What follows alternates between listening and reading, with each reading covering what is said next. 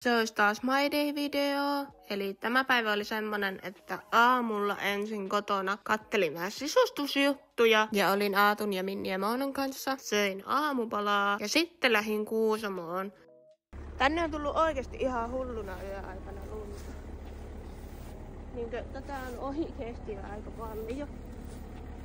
Tälleen. Nyt kun on ihan yhtäkkiä vaan tullut talvi.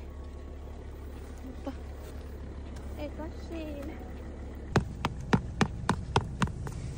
Tänään mulla oli ohjelmassa siis se, että kävin kattelemaan vähän joulujuttuja tuolla Kuusamossa. Mutta ihan ensimmäisenä mulla piti hakea matot, jotka olin vienyt pesulaan. Iso matto. Tää laitettiin niinku fiksusti tänne.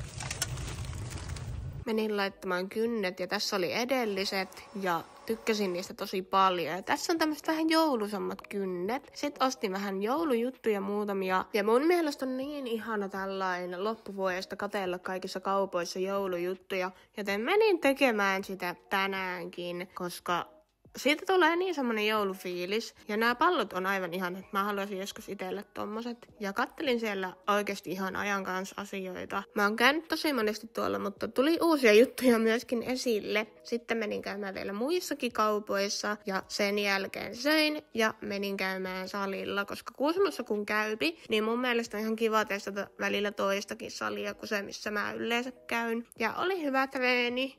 Kyllä tuo salilla käyminen on niin minun juttu. Ei voi muuta oikeasti sanoa.